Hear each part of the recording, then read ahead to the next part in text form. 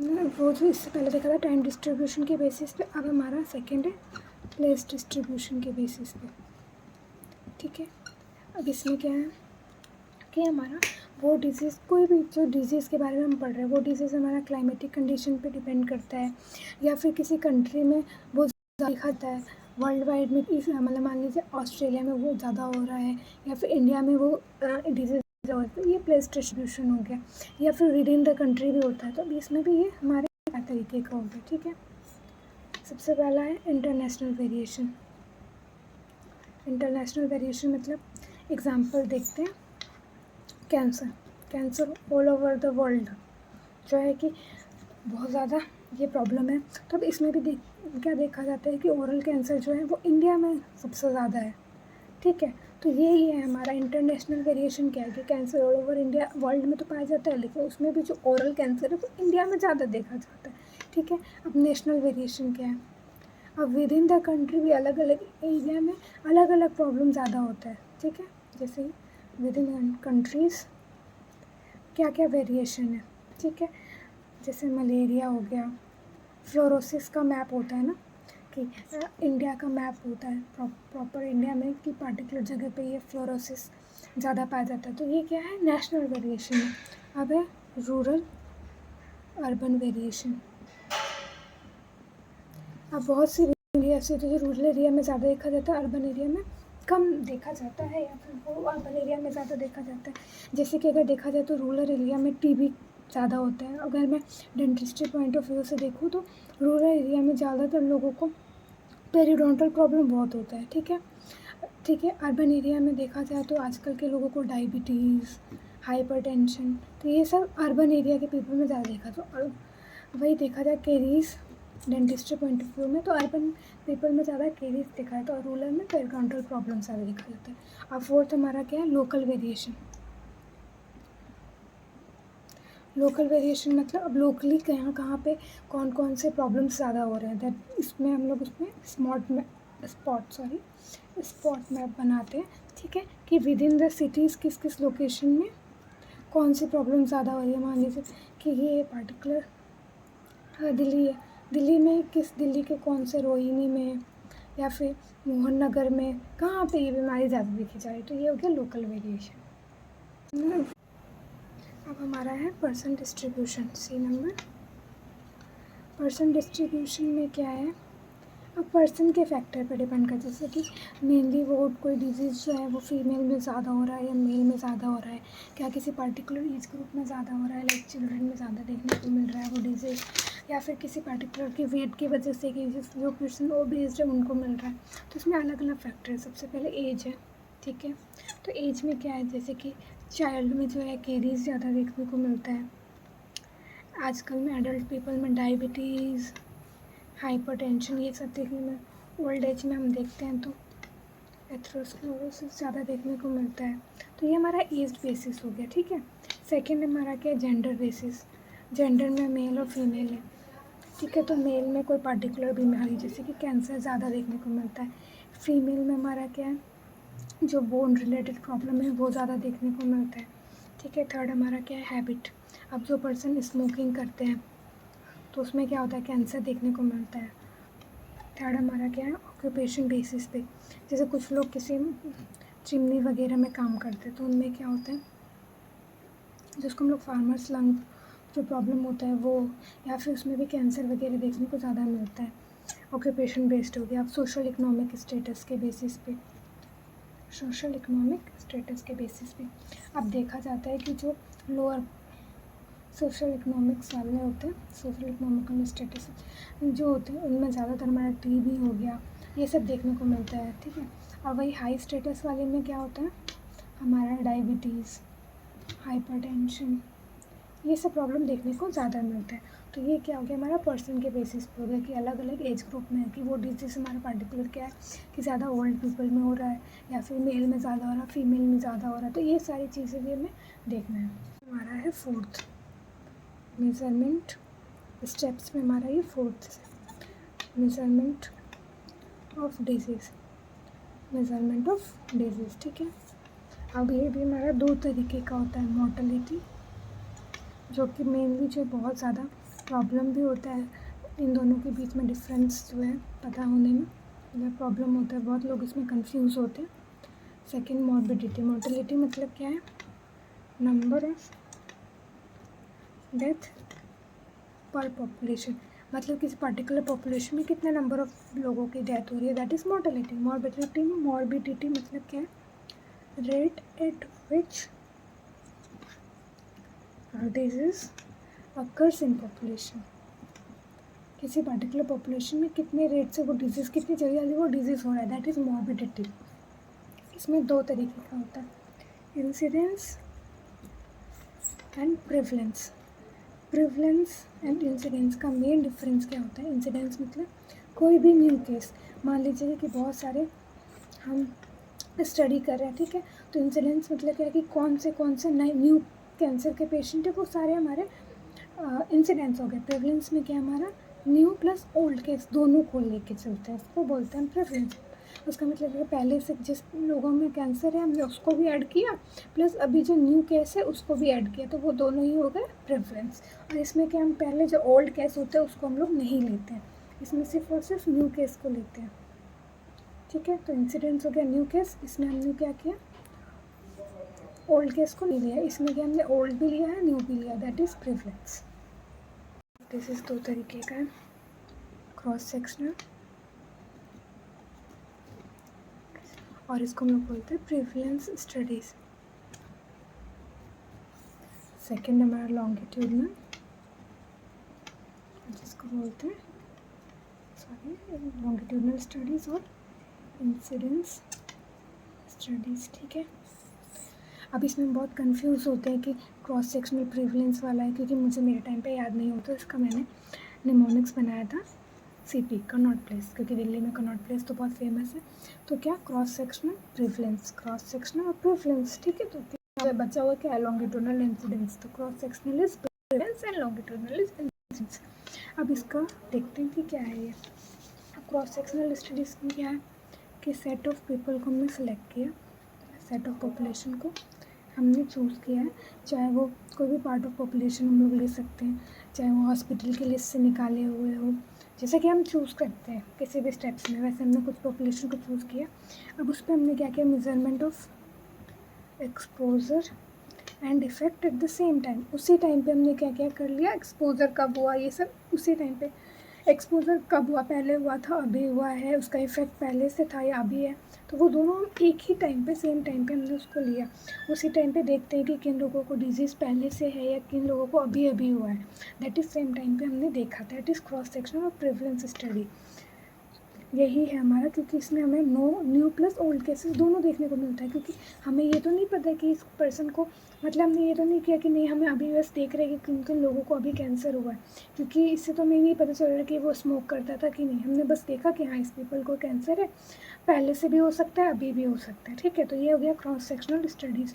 तो इसका एडवांटेज सिर्फ क्या क्या है, ईजी टू कैरी आउट है, इसलिए हमने बस एक कैंप लगाया और उसमें वहाँ पे देख लिया कि हाँ इन लोगों में हो रहा है और इन लोगों में कैंसर है, तो ये क्या इजी टू कैरी आउट है, इकोनॉमिक है, ज़्यादा पैसा भी नहीं लगा हमारा इसमें, तो ये हमारा एडवांटेज है। डिसएडवांटेज क्या है कि हमें ये नहीं पता चलेगा कि ये पर्सन को पहले से डिजीज़ था कि नहीं, या फिर इसका रिस्क फैक्टर क्या है, किस वजह से इसको कैंसर हुआ, तो वो चीज़ हम नहीं पता कर पाएंगे इस स्टडी से। लॉन्गिट्यूडनल स्टडीज़ क्या है कि कुछ इंडिविजुअल को हमने सेलेक्ट किया है और उस पर रिपीटेड कुछ ईयर तक, मान लीजिए 10 साल तक हम लोग उसको बार बार उस लॉन्ग पीरियड ऑफ टाइम तक हम लोग उस पर हम लोग एग्ज़ामिन करते हैं,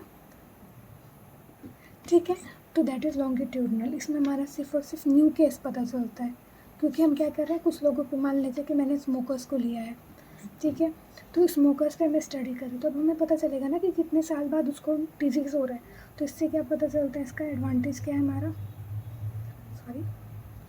इसका एडवांटेज क्या है, स्टडी कर रहे हैं तो इससे क्या पता चलता है, हमारा नेचुरल हिस्ट्री पता चलता है कि आखिर ये डिज़ीज़ हो किसकी वजह से रहा है, ठीक है। रिस्क फैक्टर आइडेंटिफाई कर सकते हैं कि हाँ भाई स्मोकिंग के वजह से ही कैंसर हो रहा है। हम लोग इससे इंसिडेंट रेट कितना है, कितने हर साल कितना नया केस आ रहा है ये पता कर सकते हैं, ये हमारा एडवांटेज है। इसका डिसएडवांटेज क्या है, डिफ़िकल्ट टू ऑर्गेनाइज। ऑब्वियस सी बात है कि इतना लंबे टाइम तक, आप 10 साल तक जो है आप किसी भी इसमें स्टडी करेंगे तो क्या है, उसको डिफ़िकल्ट है करना, प्लस टाइम कंज्यूमिंग है, बहुत टाइम लगता है उसको हमारा प्रॉपर उसको स्टडी करने में। आप सोच रहे 10 साल तक सेम लोगों के ऊपर स्टडी करना टफ है, कुछ लोग माइग्रेट भी कर जाते हैं, कुछ लोग मर जाते हैं, तो ये स्टडी थोड़ा सा डिफ़िकल्ट होता है हमारा लॉन्गिट्यूडनल स्टडीज़, ठीक है। तो अब हमारा इन शॉर्ट क्या पता चला, क्रॉस सेक्शनल स्टडीज़ में हमारा क्या है कि न्यू ओल्ड केस दोनों ही पता चलता है, जिनको आज वो बीमारी हुआ है वो भी, और जिनको पहले से है वो बीमारी, दोनों ही क्रॉस सेक्शनल स्टडीज़ में हम देखते हैं। इसका डिसएडवांटेज यही है कि हमें पता नहीं चलता कि वो बीमारी हो किसकी वजह से रहा, उसका रिस्क फैक्टर क्या है, ये सब, लेकिन easy to carry out economic है। लॉन्गिट्यूडनल में हमारा क्या है कि हमारा इसमें हमारा सिर्फ न्यू केस पता चलता है कि हमारा रिस्क फैक्टर क्या है उस डिजीज़ का, ये पता चलता है। टाइम कंज्यूमिंग है लेकिन बहुत ज़्यादा, लेकिन यह है कि हाँ हमें पता चलेगा कि स्मोकर्स जो है उनकी वजह, स्मोकिंग करने की वजह से हो रहा है, या फिर टोबैको च्यूइंग की वजह से कैंसर ज़्यादा हो रहा है, तो ये चीज़ हमें पता चलता है लंबे टाइम पे किसी भी ग्रुप ऑफ पीपल के ऊपर स्टडी करने पे। That is longitudinal studies and cross sectional studies. Step हमारा क्या है, कंपेयरिंग विथ नोन इंडाइसिस। अब जो ऑलरेडी अवेलेबल हैं, जो पहले लोगों ने स्टडी करके इंडाइसिस बनाए, उसके साथ हम कंपेयर करेंगे, ठीक है। इससे हमें क्या क्या चीज़ पता चलेगी, एक तो हमें कंक्लूजन पे पता चलेगा, कौन कौन सा कंक्लूजन कि क्या इटियोलॉजी ऑफ डिजीज़ का, किस वजह से वो डिजीज़ हो रहा है, और कौन से ग्रुप ऑफ पीपल जो है इस डिजीज़ के वजह से हाई रिस्क में है। मान लीजिए कैंसर है तो जो स्मोकिंग करे वो क्या है, हाई रिस्क पे है। इटियोलॉजी में पता चले कि हाँ कैंसर क्यों हो रहा है, ज़्यादा स्मोकिंग की वजह से, तो कौन से लोग पीपल हुए हाई रिस्क पे, वो है हमारे स्मोकर्स। तो हमें अलग अलग इंडाइसिस से कंपेयर करके ये सारी चीज़ें पता चलेगी।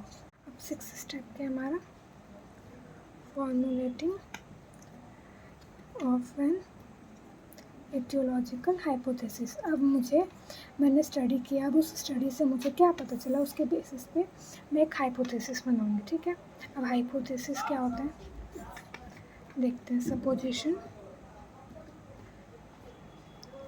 Arrived at from by observation और बाई रिफ्लेक्शन। हम किसी भी एक सपोजिशन, मान लो कि किसी भी एक नतीजे पे हम आ रहे हैं कि ऑब्जर्वेशन के, इतना ऑब्जर्वेशन करने के बाद किसी नतीजे पे आ रहे हैं कि हाँ भाई कैंसर स्मोकिंग की वजह से हो रहा है, तो ये मेरा हाइपोथेसिस है, ठीक है। अब जो हाइपोथेसिस मैंने बनाया होगा उसको टेस्ट करेंगे हम लोग एनालिटिकल। इसके बाद जो होता है 3 तरीके का एपिडेमियोलॉजी होता है, तो एनालिटिकल एपिडेमियोलॉजी से क्या करेंगे, हम टेस्ट करेंगे और वो बताएगा कि हाँ ये हमारा रिजेक्टेड है ये हाइपोथेसिस या एक्सेप्टेड है। मतलब हमने तो ये बस हाइपोथेसिस सिर्फ और सिर्फ लोगों पर स्टडी करके बताया नॉर्मली। अब हम उस स्टडी को टेस्ट करेंगे अलग अलग पीपल पर अलग अलग तरीके से, तो वो हमारा एनालिटिकल स्टडीज़ हो गया, वो एनालिटिकल एपिडेमियोलॉजी में है। तो उससे हमें पता चलेगा कि हमने जो हाइपोथेसिस बनाया वो सही बनाया है कि नहीं, तो वो हम एनालिटिकल एपिडेमियोलॉजी में देखते हैं, ठीक है। अब हाइपोथेसिस बनाने का भी जो है उसमें अलग अलग चीज़ स्पेसिफाई होना चाहिए। हम मेरा जो हाइपोथेसिस क्या होता है, एक लाइन होता है या फिर एक स्टेटमेंट होता है, तो उसमें क्या क्या चीज़ होना चाहिए, ठीक है। वो स्टेटमेंट मेरा बताना चाहिए कि किस पॉपुलेशन के बारे में हम वो स्टेटमेंट दे रहे हैं। मान लीजिए कि मैं स्मोकर्स के ऊपर ये स्टेटमेंट दे रही हूँ, किस तरह के लोगों के ऊपर ये है, तो मेरा पॉपुलेशन क्या है, स्मोकर्स, ठीक है। सेकेंड क्या है, कॉज, उस हाइपोथेसिस में कॉज प्रेजेंट होना चाहिए कि मेरा स्मोकिंग जो है वो कॉज है, स्मोकिंग की वजह से वो डिजीज़ हो रहा है। एक्सपेक्टेड आउटकम क्या है मेरा, ऑब्वियस सी बात है कि अगर मैं स्मोकर्स पे कर रही हूँ, मैंने बोला है कि कैंसर मेरा एक्सपेक्टेड आउटकम है। अब सेकेंड हमारा उस हाइपोथेसिस में मेंशन होना चाहिए dose response relationship. Dose relationship क्या है कि अगर 30 से 40 सिगरेट पिएगा तब जाके जो है कैंसर होगा, तो ये क्या है, डोज हमारा उसमें मेंशन होना चाहिए कितने दिन तक कितना डोज होना चाहिए, दैट इज़ टाइम रिस्पॉन्स। अब उसमें टाइम रिस्पॉन्स रिलेशनशिप भी होना चाहिए, डोज तो हो गया, अब टाइम भी रिलेशनशिप भी होना चाहिए। रिस्पॉन्स, टाइम रिस्पॉन्स क्या है कि अगर वो 10 साल तक 30 से 40 सिगरेट पिया तो उसको कैंसर होगा, तो ये है टाइम रिस्पॉन्स रिलेशनशिप। अब मेरा हाइपोथेसिस जो है, एग्जांपल देते हैं, मैंने बोल दिया कि सॉरी यहाँ पे लिखती हूँ, सिगरेट कॉज कैंसर, तो ये मेरा हाइपोथेसिस गलत है। जो मेरा हाइपोथेसिस होना चाहिए इन सब के बेसिस पे, सबसे पहला मेरा क्या है, कि स्मोकिंग ऑफ, कॉज आ गया smoking 30 to 40 cigarette per day, मैंने यहाँ पे मेंशन कर दिया मेरा डोज, ठीक है, 30 से 40 cigarette per day cause lung cancer, मैंने मेंशन कर दिया क्या उसका एक्सपेक्टेड रिजल्ट होगा लंग कैंसर इन 10%, पॉपुलेशन कितने हो गए 10% स्मोकर्स आफ्टर 20 ईयर एक्सपोजर। अब इस हाइपोथेसिस में क्या मैंने मेंशन किया, स्मोकिंग मेंशन किया कि स्मोकिंग करने की वजह से 30 से 40 सिगरेट पर डे, मतलब डोज मेंशन कर दिया, कॉज लंग कैंसर, मैंने क्या एक्सपेक्टेड मेरा आउटकम भी मैंने मेंशन कर दिया, इन 10% स्मोकर पॉपुलेशन भी कर दिया, इन 20 ईयर एक्सपेक्टेड, मतलब 20 ईयर अगर एक्सपोजर होता है तो इसमें मैंने ये पाँचों का पाँचों मेरा हाइपोथेसिस जो स्पेसिफाई करना चाहिए वो मैंने मेंशन किया, तो ये मेरा हुआ प्रॉपर हाइपोथेसिस, ठीक है। डिस्क्रिप्टिव एपिडेमियोलॉजी का यूजेस क्या है, सबसे पहला provide data for mortality and morbidity of disease, इससे हमें क्या पता चला मॉर्टेलिटी और मॉर्बिडिटी। सेकंड क्या है इटियोलॉजी, अब मुझे ये पता चल गया ना कि कैंसर का इटियोलॉजी क्या है, ऑब्वियसली स्मोकिंग, ठीक है। और फिर इससे मैंने एक हाइपोथेसिस भी क्रिएट किया, अब उस हाइपोथेसिस से मैं क्या करूँगी अपना एनालिटिकल करूँगी, ठीक है। अब इससे मेरे डाटा मिला, इस डाटा से मेरा क्या होगा, मैं प्लानिंग एंड इवैल्यूएशन कर सकती हूँ ताकि मैं कैसे डिजीज़ को प्रिवेंट और उसका ट्रीटमेंट प्लान बना सकूँगी। अब मुझे पता है कि कैंसर का इटियोलॉजिकल फैक्टर स्मोकिंग है, तो इससे मैं क्या कर सकती हूँ कि उसको प्रिवेंट करने के लिए क्या करूँगी, मैं लोगों को स्मोकिंग करने से मना करूँगी, इसका ट्रीटमेंट प्लान मैं बना सकती हूँ। तो ये है हमारा इस डिस्क्रिप्टिव एपिडेमियोलॉजी का यूज़। सेकेंड क्या है leads path for future research, that is हमारा एनालिटिकल स्टडीज़ के लिए हमारे पास क्या आ गया, डाटा आ गया। तो ये हो गया हमारा डिस्क्रिप्टिव एपिडेमियोलॉजी का।